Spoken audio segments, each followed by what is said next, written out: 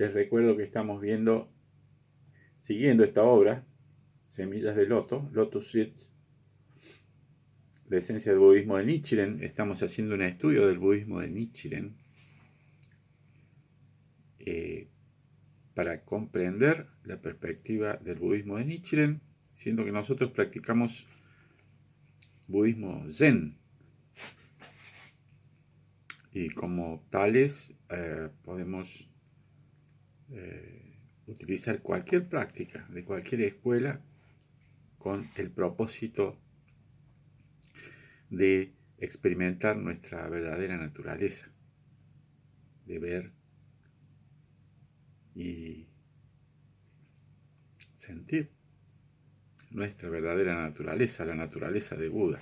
Buenas noches, Guillermo, ¿cómo está?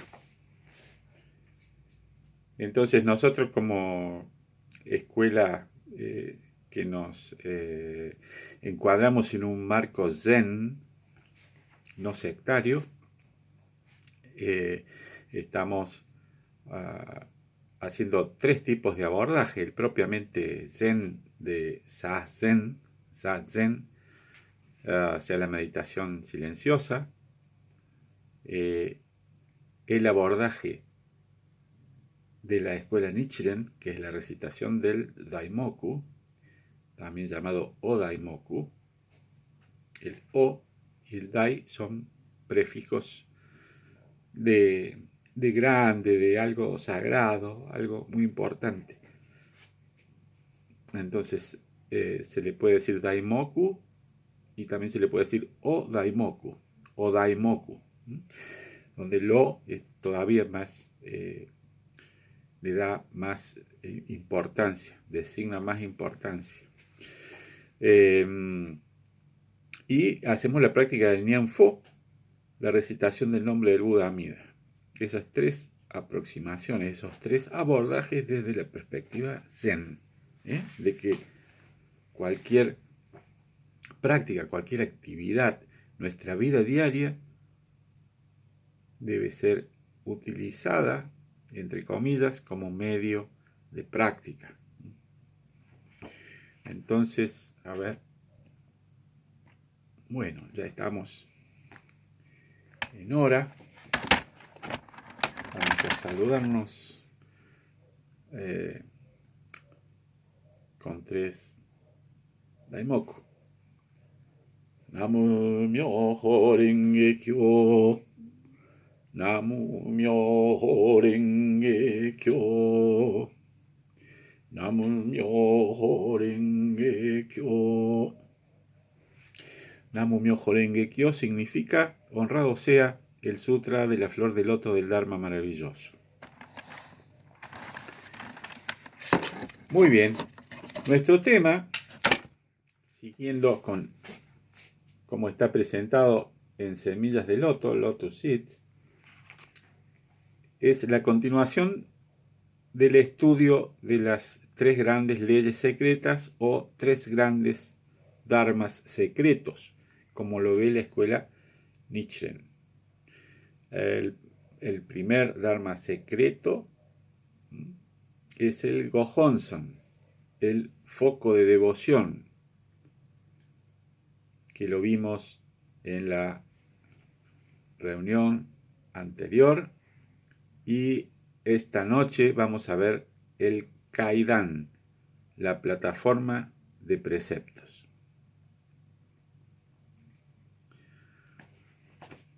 Muy bien, veo que hay alguien desde El Salvador que parece que se conecta y se desconecta.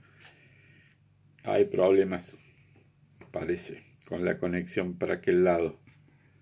Muy bien, Kaidan, la plataforma de preceptos. La segunda de las tres grandes leyes secretas, o tres grandes dharmas secretos, es el Kaidan, o plataforma de preceptos. Esta plataforma de preceptos se considera cualquier lugar donde uno canta Namu Myoho Renge Kyo. Y por lo tanto, uno basa la vida de uno en el verdadero espíritu de las enseñanzas del Buda Shakyamuni. Tradicionalmente, la plataforma de preceptos era el lugar donde uno, ¿cómo está Luisa Beatriz? Saludos también. La plataforma de preceptos es el lugar donde uno hace los votos formales para seguir los preceptos del budismo, como miembro del clero, o sea, donde uno se ordenaba monje.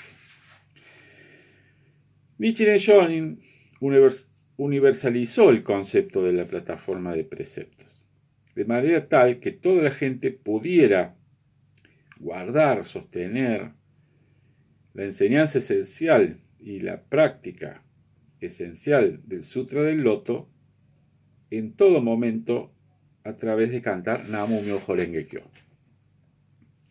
En el budismo de Nichiren no hay una diferencia esencial entre el clero y los laicos, o sea, entre los que son monjes y los que no lo son. La naturaleza de Buda es igualmente accesible a todos. Además, la práctica del budismo de Nichiren no requiere que uno viva en un monasterio o asista a retiros intensivos. Es una práctica que se puede hacer en cualquier momento y en cualquier lugar por aquellos que tienen familia y aquellos que viven solos. La cosa más importante es simplemente practicar. Así que en cualquier lugar que uno se encuentre, ese lugar se convertirá en su plataforma de preceptos. En los días de Nichiren Shonin se entendía que había diferentes grupos o sets de preceptos para diferentes tipos de gente. Para la gente laica, o sea, los que no son monjes, estaban los 5 preceptos: no matar, no robar, no involucrarse en mala conducta sexual, no mentir y no intoxicarse. Estos 5 preceptos describen los requerimientos éticos mínimos que se espera que un seguidor, que siga un seguidor laico del Buda. Nosotros, en nuestra toma de refugio y preceptos, recibimos estos preceptos y hacemos votos de seguir estos preceptos.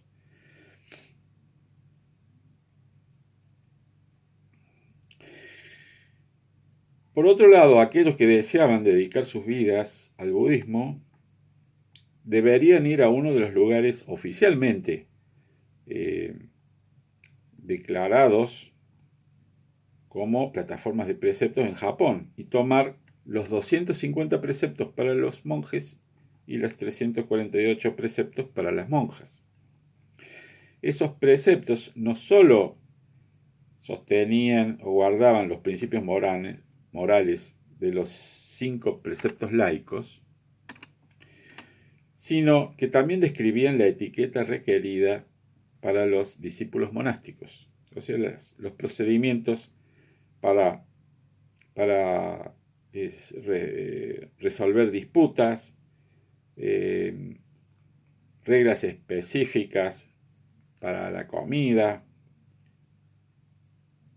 ropa, medicina y refugio, y ordenanzas para mantener a los monásticos fuera o libre de tentación.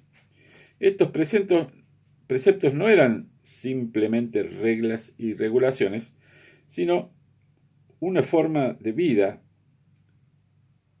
que era muy diferente de aquella de la gente no ordenada.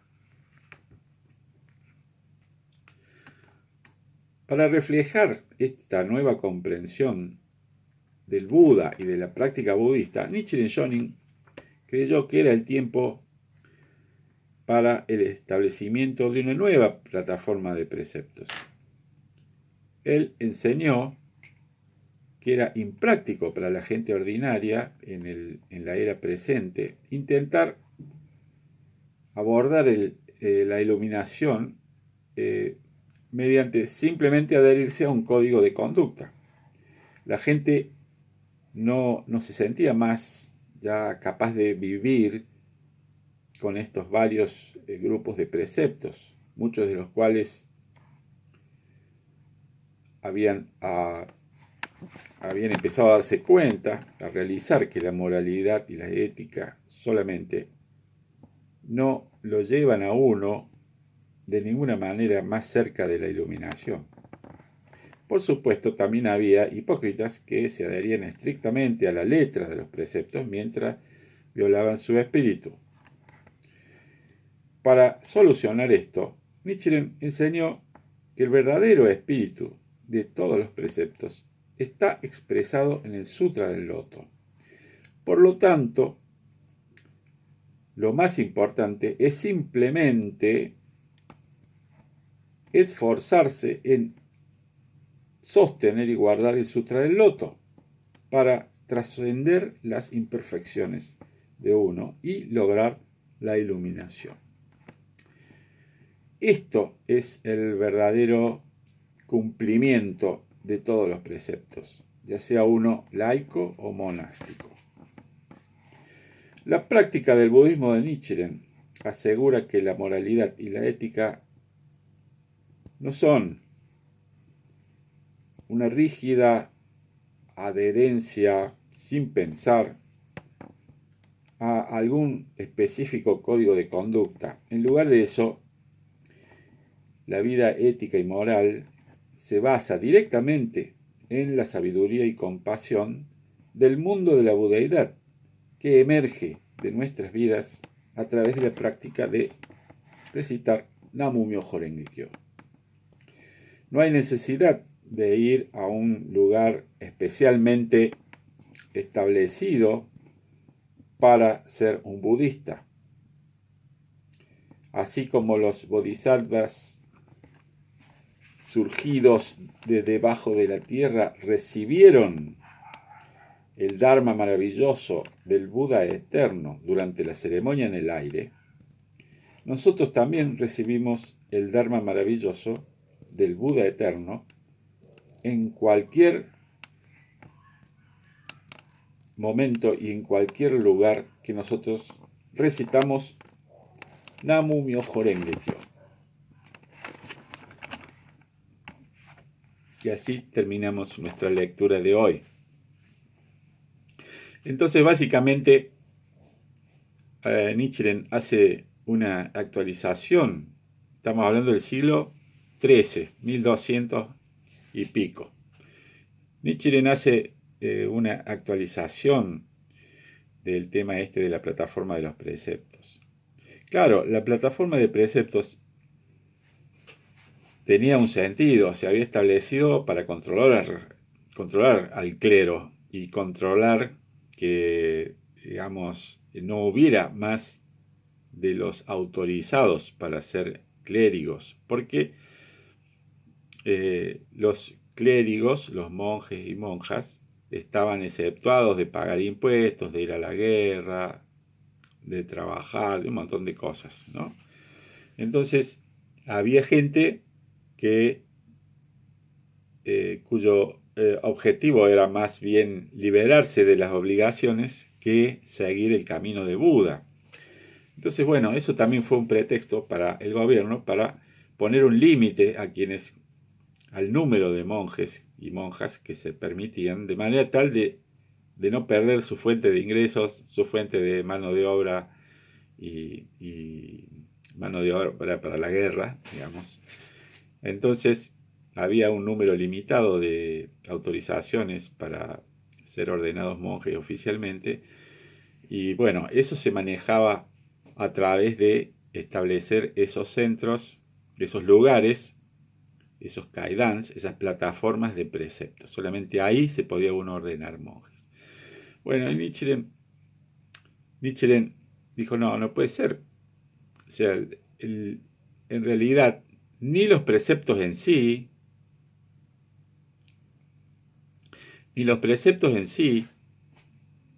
aseguran acercarse más a la iluminación, ni tampoco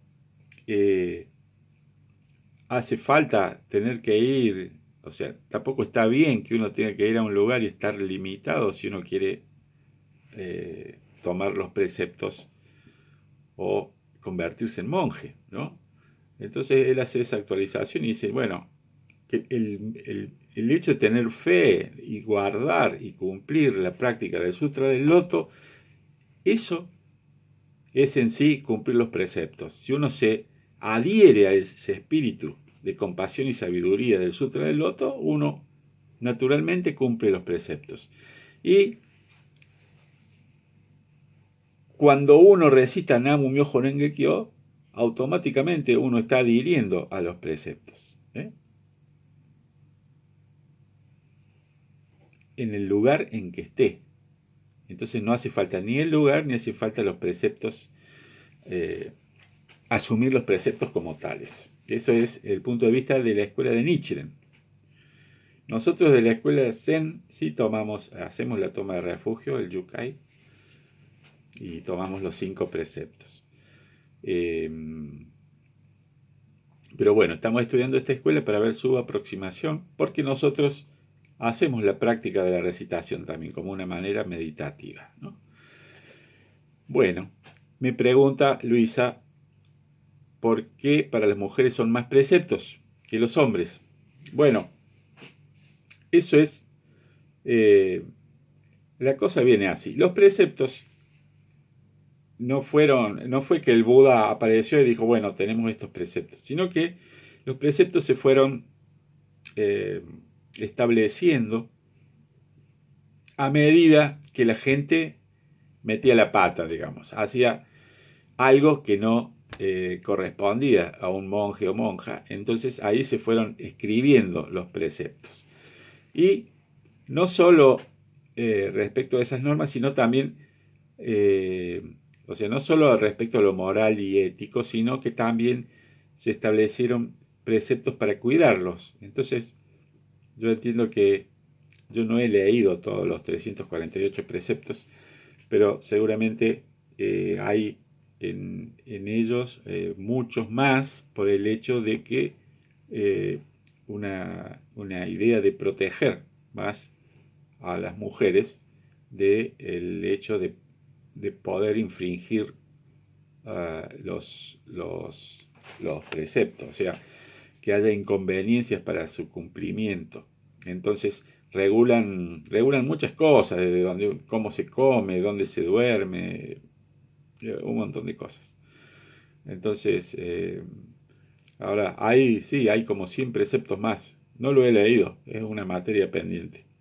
Pero esos son preceptos desde el punto de vista, como lo consideraban en Japón, Hinayana. Hoy, digamos, son los preceptos Theravadas. Y no, la verdad que no sé si probablemente en Tíbet y en China también siguen esos preceptos. En Japón se siguen los preceptos de Bodhisattva y en Zen, por ejemplo, se siguen 16 preceptos de Bodhisattva, no los 48. Y en el caso de Nichiren, los preceptos están integrados, digamos, en los votos que se hacen de seguir las enseñanzas del Sutra del Loto. Bueno.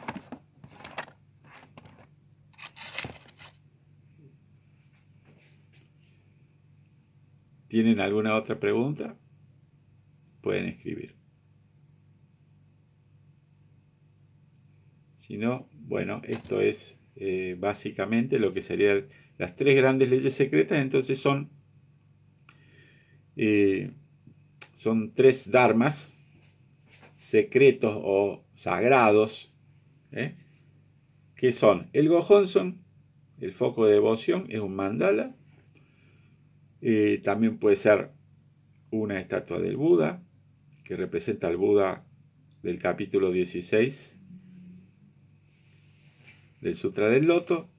Y también se puede representar con un Buda y el Buda Shakyamuni y el Buda Tajo. El Buda Shakyamuni con los 4 líderes de los bodhisattvas de la tierra. O sea, son distintas formas de expresar el foco de devoción hacia donde nosotros miramos, y que se dice que el Gohonzon, ese foco de devoción, bueno, en última instancia no es que esté afuera nuestro, eso sería como un espejo en el cual está expresada el Buda, la ceremonia en el aire, donde el Buda enseña el Sutra del Loto, y representa la profundidad de la naturaleza de Buda en nuestras propias vidas, el Gohonzon. Luego está el Kaidan, que es la otra novedad, y el siguiente sería la explicación de lo que es el Daimoku, que eso lo vamos a ver en la próxima reunión. Las mujeres metemos mal la pata. No creo, Luisa, no creo. También yo supongo que siempre hay algún componente, no voy a decir la palabra patriarcado, no la voy a decir. Pero bueno, si bien ahora no considero que sea válida, pero en esa época sí, evidentemente las mujeres estaban muy sojuzgadas, y debe haber algún precepto que sea por eso. No sé, la verdad que bueno, es una tarea que pueden realizar ustedes de buscar en internet. No sé si habla en español, pero se van a encontrar con que son los 5 preceptos básicos que todos conocemos, y después una ampliación de esos 5 preceptos que refleja que ayuda a reflejar la forma de comportarse que tienen un monje y una monja, y también un montón de reglas para protegernos, ¿no? de las tentaciones. Por ejemplo, el hecho de no poder estar, yo sé que yo tampoco los leí todos los de los hombres, pero sé que, por ejemplo, no se permite que un monje esté en una habitación o en una casa donde hay una mujer sola. O sea, tener una conversación a solas con una mujer, eso es como que está vedado.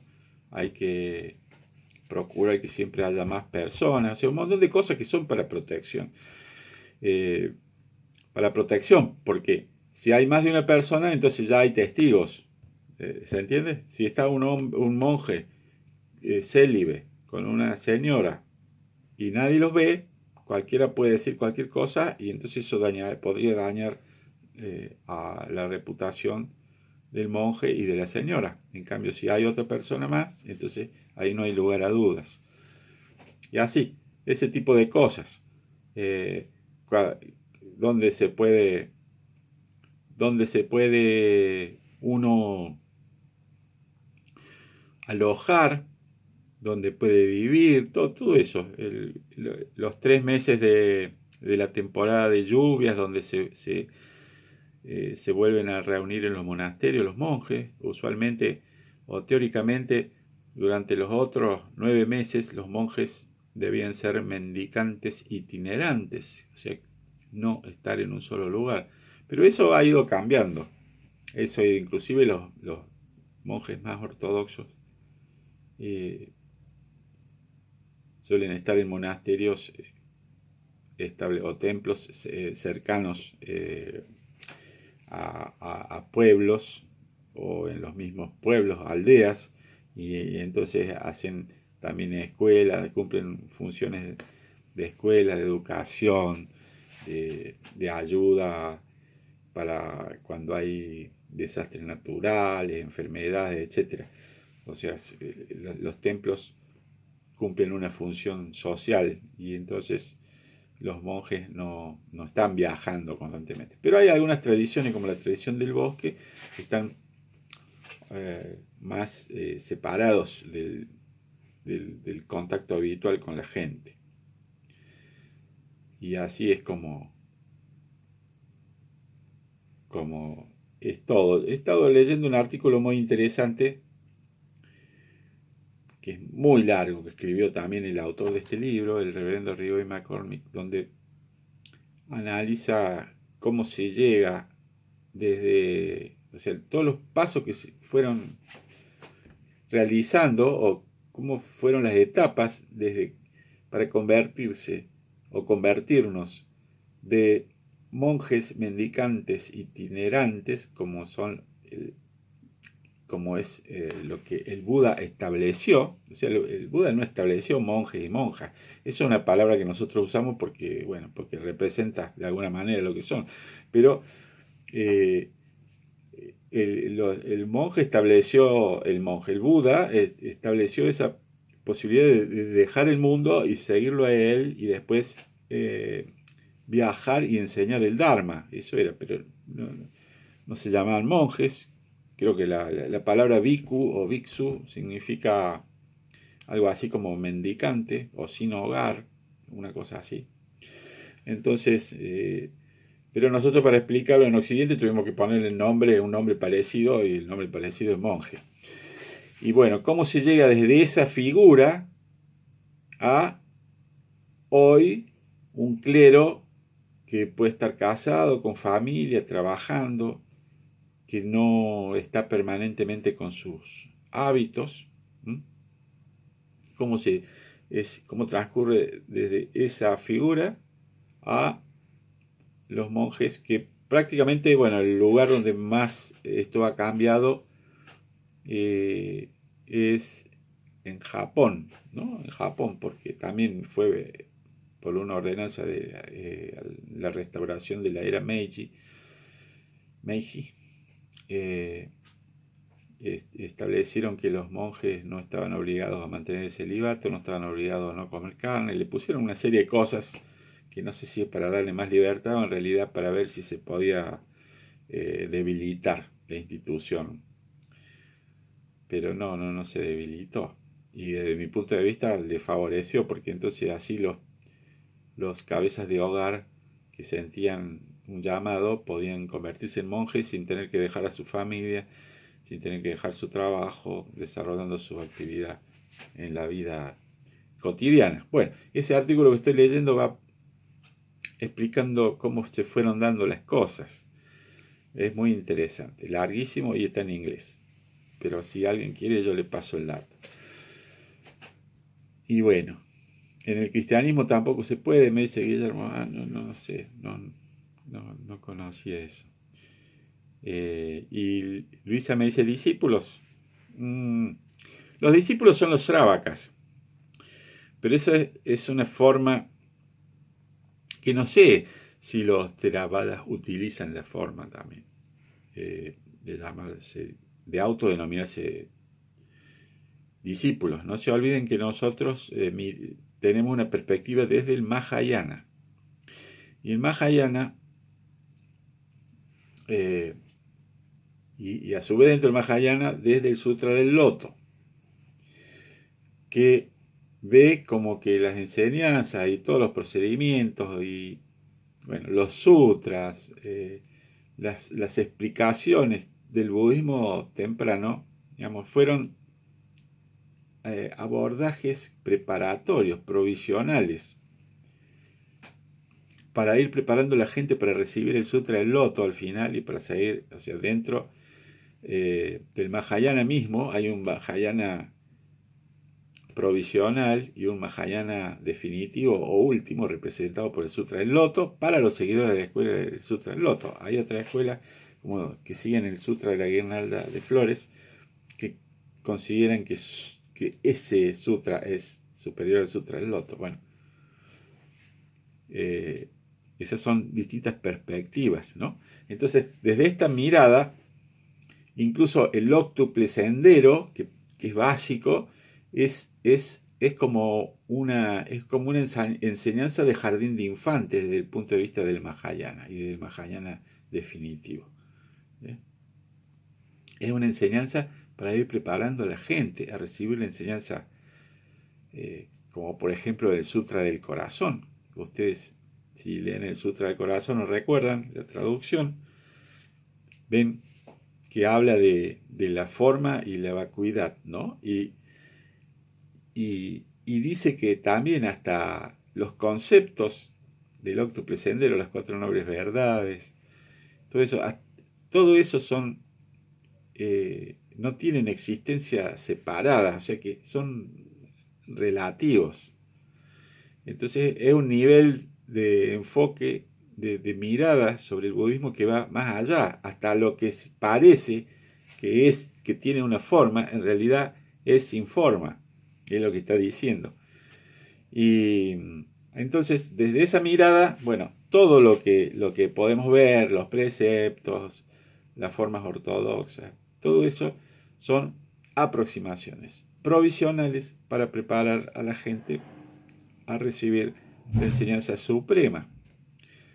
Desde nuestra visión, sería el Sutra del Loto, desde nuestra perspectiva, acompañando la tradición Nichiren, la opinión de grandes maestros de la tradición Zen de Japón, del sexto patriarca de la China y del gran maestro Tiantai, sí, que consideran el Sutra del Loto la culminación de las enseñanzas, porque hay enseñanzas en el Sutra del Loto que no están en los otros sutras. Postula que todos los seres pueden lograr la budeidad, no solamente los que se portan bien. En otros sutras anteriores, los que cometen ciertas acciones, ciertas calumnias, intentar matar a un Buda, matar a los padres, los peores pecados, llamémosle, los peores delitos, crímenes, hasta eso el Sutra del Loto dice que van a tener el premio de la budeidad. O sea, el Sutra del Loto, desde el punto de vista académico, parece que es como un sutra que vino a establecer o a sintetizar, a dar un enfoque unitivo de todos los sutras anteriores, de manera tal de eliminar las diferencias, y diciendo que lo que los otros sutras llamaban como caminos distintos, en realidad son el único camino. Por eso se le llama el vehículo único al Sutra del Loto también, o Ekayama. O sea, está el Hinayana, Mahayana, y están los dos vehículos, Sravaka y Pratikabuddha, está el vehículo de los Bodhisattvas y está el Ekayana, que sería el Sutra del Loto, que dice, todas esas formas que yo enseñé, dice el Buda, en realidad son la enseñanza del vehículo único, en realidad son la enseñanza de la budeidad para todos, solo que la expliqué de una manera accesible a la capacidad de la gente en ese momento y al tiempo que era propicio para ese tipo de enseñanza, no estaba preparado todavía para la enseñanza última. Así que bueno, ese es un poco cómo se mira desde el Mahayana y desde el Sutra del Loto a todas las enseñanzas anteriores. Entonces, por ejemplo, desde el punto de vista del Sutra del Loto contiene el octuple sendero, contiene la triple práctica, contiene las 4 nobles verdades, pero va mucho más allá de eso. El solo hecho de guardar el Sutra del Loto, o las 5 prácticas, recibirlo, abrazarlo, recitarlo, leyéndolo, memorizarlo, escribirlo y propagarlo, enseñárselo a otros. Esas 5 prácticas son superiores a cualquier tipo de mérito que uno pueda generar, y el Sutra del Loto abunda en eso, lo dice de una manera así como poética o dramática, como un gran drama cósmico, digamos, donde dice que da ejemplos de cosas muy difíciles o de grandes beneficios que se podrían lograr, por ejemplo, sirviendo a tantos Budas como arenas, como granos de arena tenga el río Ganges, ¿no? Entonces, ¿cuán beneficioso sería eso? Bueno, leer el Sutra del Loto es como si eso que dijimos fuera un solo grano de arena, y el Sutra del Loto es todos los granos de arena del río Ganges. O sea, da ejemplos así de planetas, de mundos, de universos, de todo usando maneras de decir ejemplos o símiles para decir, si hacer esto fuera, ya sabemos que hacer esto es altamente beneficioso y tiene grandes méritos, el solo hecho de recitar el Sutra del Loto es superior a todo esto. Y así da muchos ejemplos. En nuestra liturgia hay una parte donde se dice el que guarde este sutra o el que exponga este sutra será considerado como ya habiendo realizado el duta. El duta son prácticas austeras que se considera que son muy meritorias. Entonces el solo hecho de exponer, de creer, de propagar el Sutra del Loto, hace que uno, un ser humano común, sea como si ya hubiera cumplido todas las austeridades, como si hubiera asumido todos los preceptos, como si hubiera construido innumerables estupas, torres, pagodas, torres memoriales con reliquias, donde la gente va a hacer peregrinaciones y prácticas devocionales. Todo eso, bueno, está contemplado, está incluido en el Sutra del Loto. Así que es una visión nueva del siglo XIII, pero que nos dice, bueno, todo el mundo puede practicar. Así como en el caso de la práctica de la tierra pura, es una práctica fácil, porque no solo está el poder de la práctica de uno, sino que está el poder en sí del vehículo. Está el poder de la recitación del nombre del Buda, y está el poder de la recitación del Sutra del Loto, que incluye todos los méritos y virtudes del Buda. Entonces, en nuestra recitación es una práctica fácil que puede hacer cualquiera sin necesidad de ir y meterse en un monasterio y estar horas y horas y horas y horas meditando y todo. No, por eso se les llama prácticas fáciles, caminos fáciles, para que lo pueda hacer cualquier persona.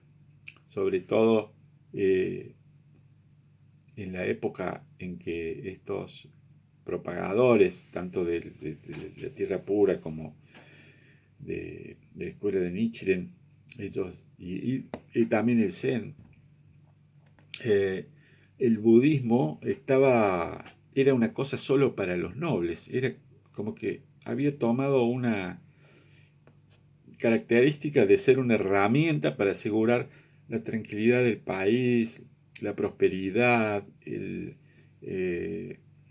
mantenimiento de la paz, la protección de la dinastía, que fuera, y no así algo abierto para toda la gente. Entonces, incluso muchos monjes tenían prohibido, había periodos donde estaba prohibido enseñarle a la gente común. Entonces aparecen estos propagadores, estos revolucionarios de Kamakura en el siglo XII y XIII, con sus posturas de una práctica fácil para enseñar a todo el mundo. Y entonces se propaga muchísimo el budismo. Empiezan a practicar, no era solo cosa de monumentos, de la corte, de los palacios o de los grandes templos, sino que se transfiere a la gente, a los labriegos, a los artesanos, a la gente común, ¿no? Entonces es muy interesante ese fenómeno. Todos estos maestros de varias escuelas coincidieron en que las cosas que estaban pasando en Japón en ese momento mostraban que estábamos en la era de Mappo, en la era de la declinación del Dharma, y por eso había desastres naturales, había plaga, enfermedades, terremotos, tsunamis, sequías, lo que se les ocurra. Había problemas, guerras internas, guerras civiles, rivalidades entre las distintas provincias y sus gobernantes. Entonces,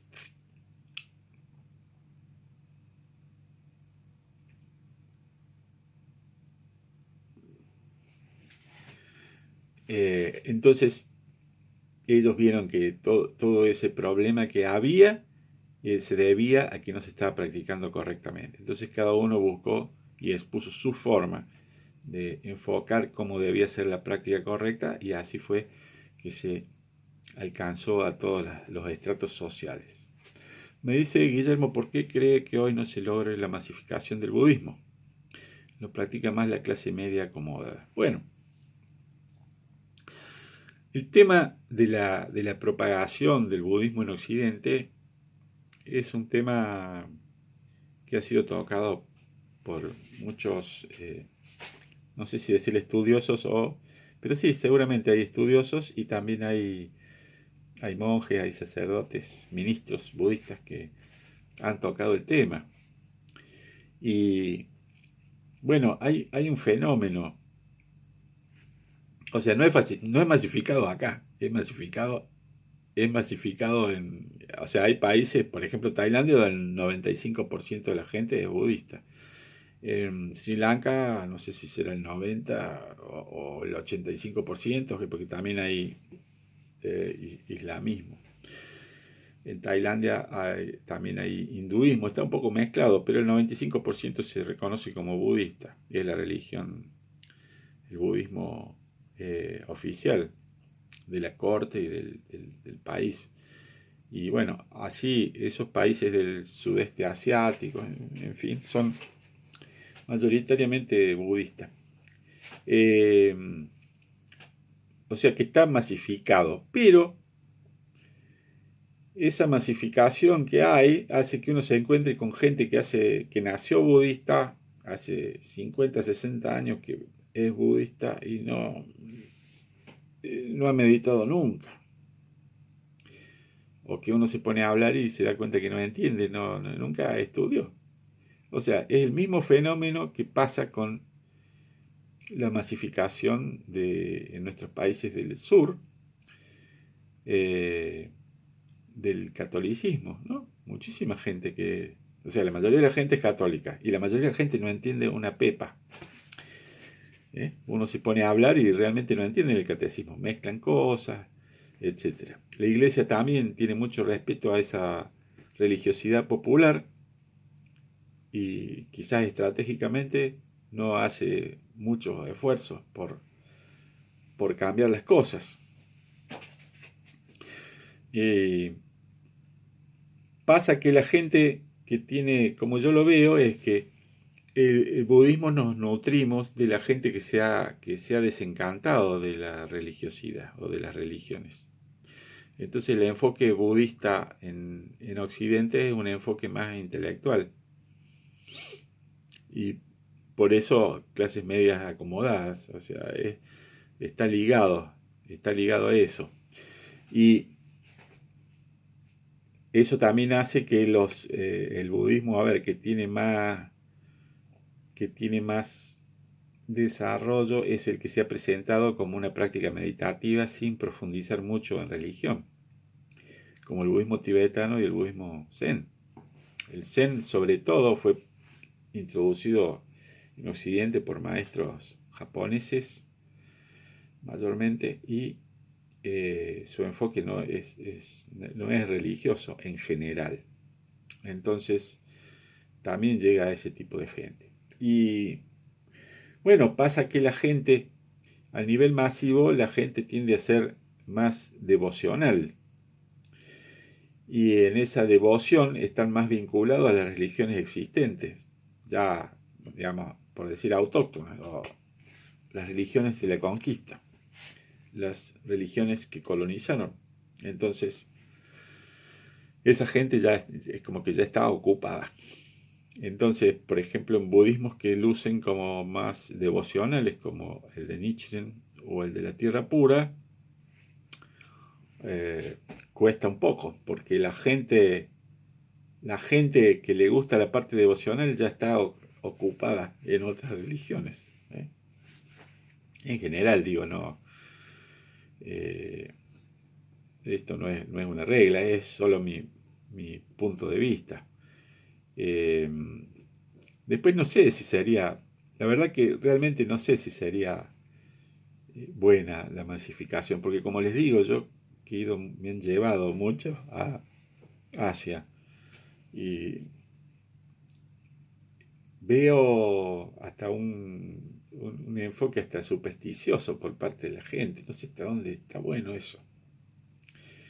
Así que la verdad que no tengo una respuesta, pero este tema se lo han planteado, he leído varios artículos también de autores en inglés que se ocupan del tema de cómo la propagación en Occidente. Y para colmo, nosotros budistas, el budismo no es proselitista, salvo alguna que otra organización que en su momento ha hecho un proselitismo un poco más fuerte, pero en general el budismo no es proselitista. Y eso hace que, por ejemplo, la entrada de corrientes cristianas agresivas, que hacen proselitismo agresivo y que tienen mucha plata, bancadas desde Estados Unidos, o sea, que envían misioneros a Oriente, tienen, o sea, tiene una actitud muy... sí, sí, ese es un ejemplo, Guillermo. Pero, digamos, es un ejemplo, pero no es un ejemplo porque yo conozco y no es una actitud oficial. El proselitismo está bastante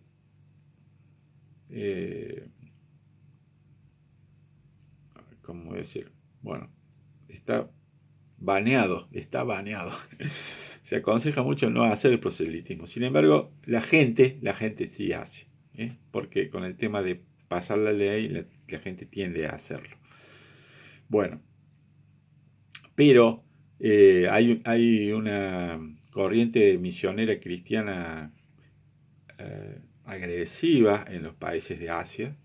Por ejemplo, en Corea eso tomó mucha fuerza. En Corea es muy común uno escuchar que hay agresiones por parte de cristianos que son coreanos, no extranjeros. O sea, los mismos coreanos que son cristianos, hay gente fanática que hace daño a los templos budistas. O sea que hay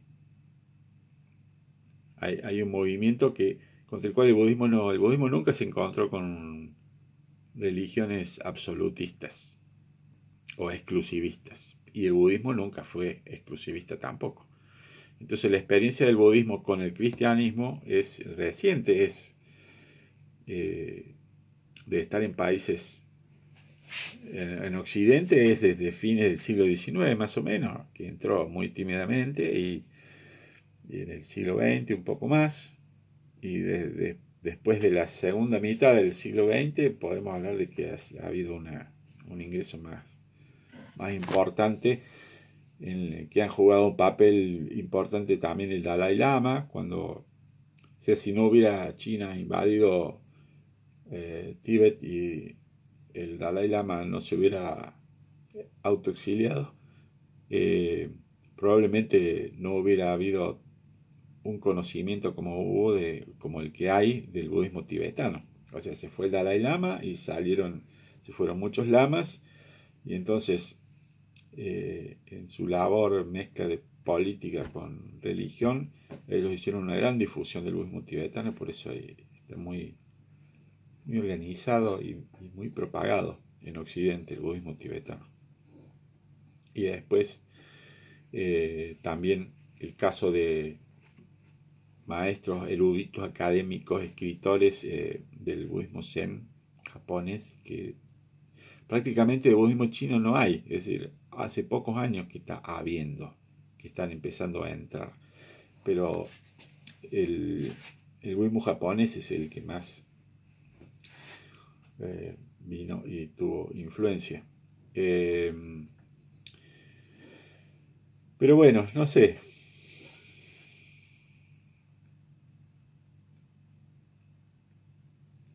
Claro, hablaba con mi hijo, dice Guillermo, con respecto a que no es común tener un abuelo budista y cómo se sentían mis nietos con eso. Es un cambio cultural muy profundo, ¿sí?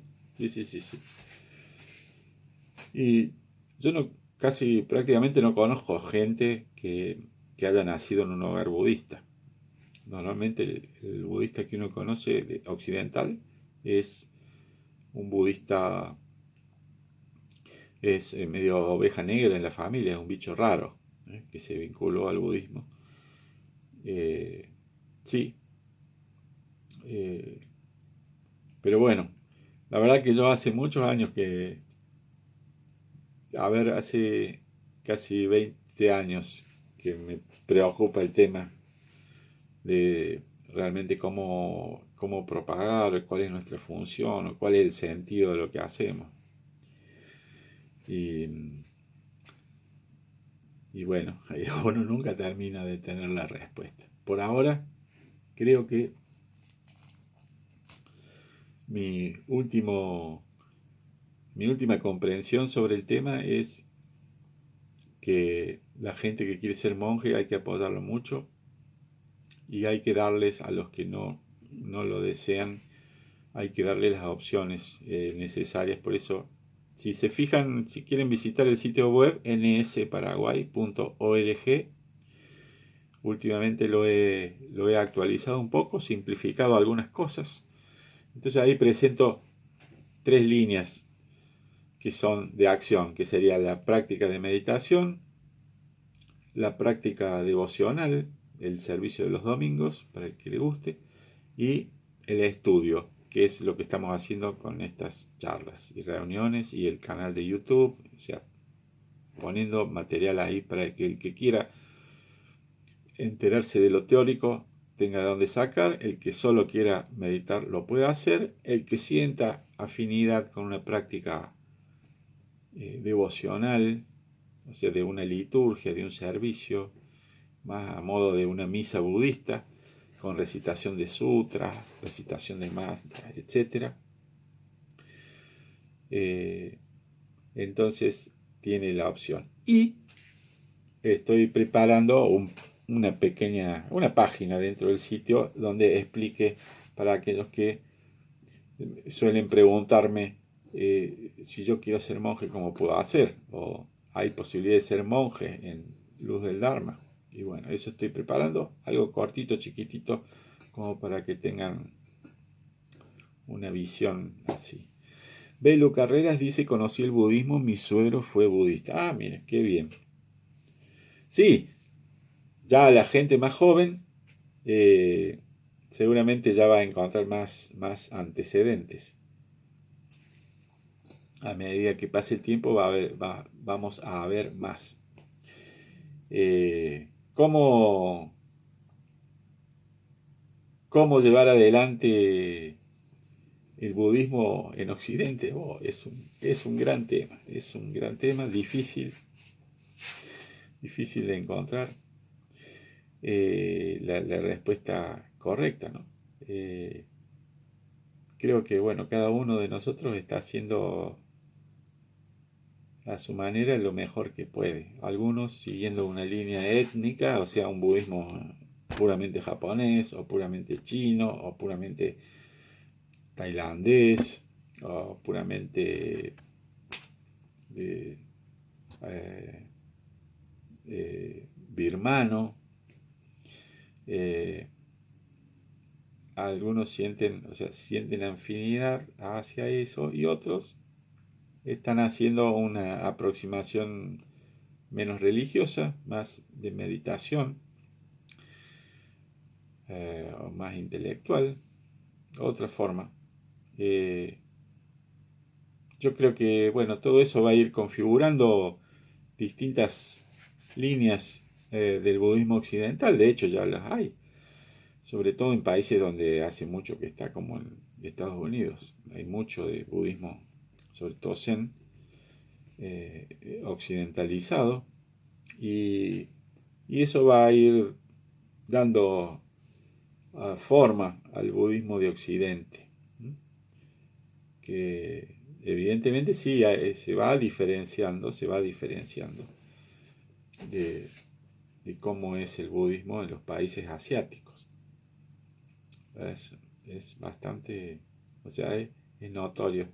Fíjense que nosotros decimos, bueno, países asiáticos, Japón, muchísimos templos están pasando zozobra porque no hay gente. Muchísimos templos zen están a punto de cerrar. Como los monjes, en el budismo japonés los monjes se pueden casar, entonces muchos templos sobreviven gracias a que el hijo hereda el puesto de monje del padre en el templo, pero hay poca gente, muy poca gente joven, a pesar de que son muchos, pero digamos, proporcionalmente no es que haya una, una gran cantidad de practicantes. Entonces se conoce el budismo más como un lugar para bendiciones, para funerales y casamientos. La gente va, recurre a los monjes para funerales y casamientos, más que nada. De alguna manera refleja lo que la mayoría de la gente en nuestros países hace también, ¿no? Hay una masa hay un núcleo chico, muy estudioso, que sabe toda la doctrina de la iglesia, etcétera. Están los que no saben, no estudian, no les interesa esa parte, pero tienen fe, van a la iglesia, cumplen los sacramentos a su manera, y después hay una gran cantidad que solamente es de nombre y establece una relación, dice yo no creo en la iglesia o en los curas, yo directamente con Dios, pero se autoidentifican como católicos, eh, son partícipes del casamiento por la iglesia, digamos, la misa de velorio y ese tipo de cosas. O sea, eh, en alguna medida pasa lo mismo en el budismo en Asia que en nuestros países con el catolicismo o en otros países del norte con el protestantismo. Hay gente que nacerá, no sé, evangélica y que no es muy practicante. Igual que acá, un católico o en Japón un budista. Y bueno, así es la cuestión. Ahora, sí, mucha gente no está madura para eso, no siente la búsqueda. Por ejemplo, en este momento, ¿quiénes me están siguiendo? Me están siguiendo gente de afuera de Paraguay. Yo estoy en Paraguay. Y estoy seguro que ustedes dicen, uy, qué pena que no estoy cerca porque podría ir al templo, podría hablar con el maestro, podría practicar con el maestro. La gente de acá, ¿qué hace? ¿Qué hace uno en Occidente normalmente para ser monje? Y tiene que rebuscársela porque tiene que viajar, tiene que hacer un montón de cosas. El buscador busca y se va y hace de todo. Y investiga y obtiene información. Y después el que no. Uno le puede ofrecer todo servido y no. Y no le interesa, lo toma así como una cosa secundaria, tiene otras prioridades. Totalmente respetable, pero esa es la realidad de cómo son las cosas. Sí, Guillermo, sí, seguro, seguro. Así pasa, y bueno. En mi primer, o el tercer seminario que hice de monjes novicios, me tocó estar con gente que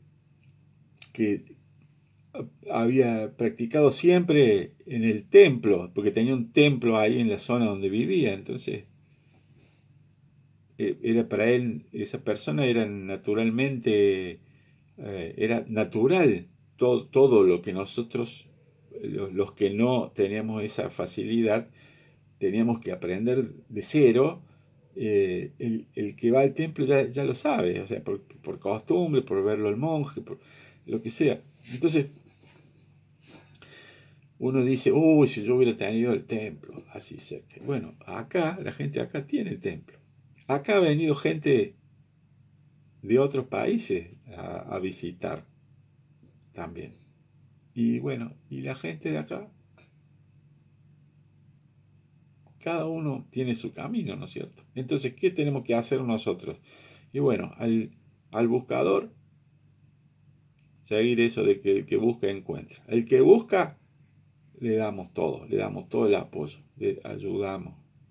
Eh, quieren ser monjes, yo les voy a ayudar para que sean monjes.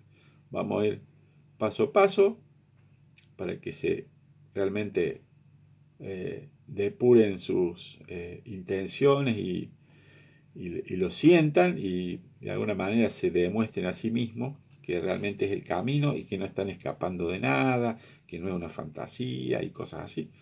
Entonces, a, a, el criterio es ayudar a eso, ayudar a todo el que quiere estudiar, ayudarle con material, al que quiere solo meditar, ayudarle con la meditación, a cada uno según su necesidad. Estamos a disposición, mientras podamos.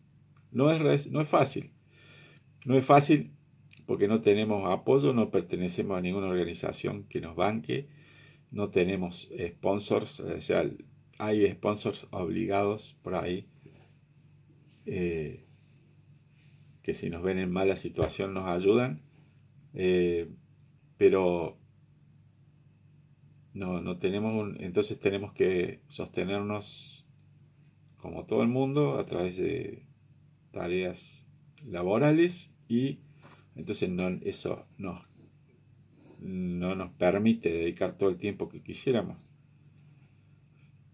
al rol de monje. Es triste, pero bueno, es la realidad. No queda otra.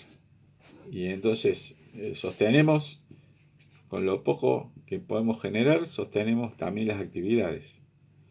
Y bueno, y ese es el camino que elegimos. Entonces, así es como nos vamos moviendo. Así que bueno, muchas gracias por estar. Hoy nos hemos puesto un poco romántico al final. Muchas gracias por participar. Les agradezco mucho su compañía.